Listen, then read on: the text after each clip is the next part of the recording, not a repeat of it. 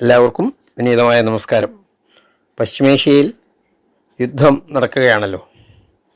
യുദ്ധത്തിൻ്റെ ദുഃഖപ്രദമായ ഭവിഷ്യത്തുകളെക്കുറിച്ചും എത്രയും വേഗം യുദ്ധം അവസാനിപ്പിക്കേണ്ടതിൻ്റെ ആവശ്യകതയെക്കുറിച്ചും അനുസ്മരിച്ചുകൊണ്ട് ഒരു കവിത ചൊല്ലാം.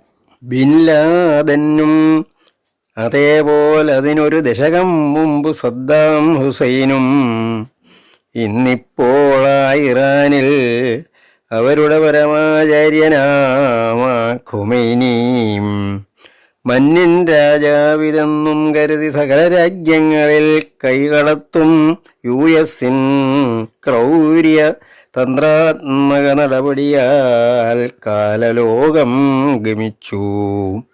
ബോംബിപ്പോളുണ്ടു നാനാതരമുതൽ അണുബോംബും അനേകം പലർക്കും. ബ്രിട്ടൻ, ഫ്രാൻസ്, ചൈന, റഷ്യ, ഇവിടെയും ഇവിടെ തന്നെ അയൽ ബോംബ് ധന്യം.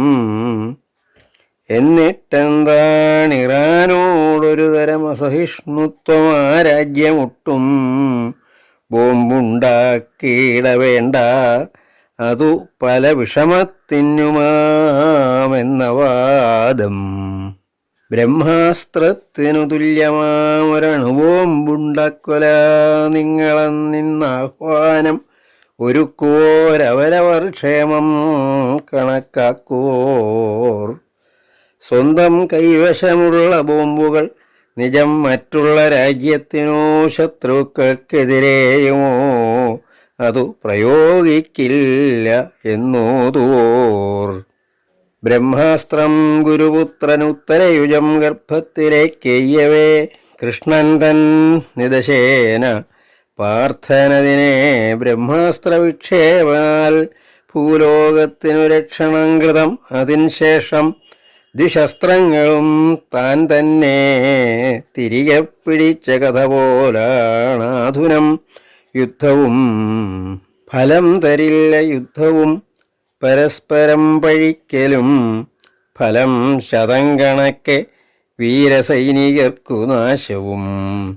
ഫലം കണക്കെ ബോംബുകൾ പതിച്ചുകൊണ്ടിരിക്കവേ ജലത്തിൽ നിന്നെടുത്ത മീൻ കണക്കെ സർവലോകവും.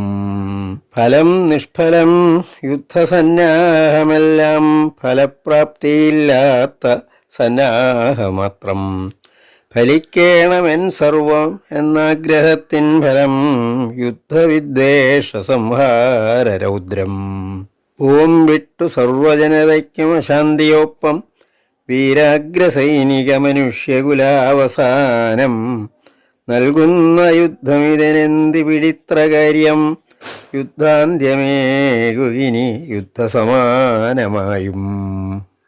യുദ്ധം എത്രയും പെട്ടെന്ന് അവസാനിക്കട്ടെ എന്ന് നമുക്ക് പ്രാർത്ഥിക്കാം.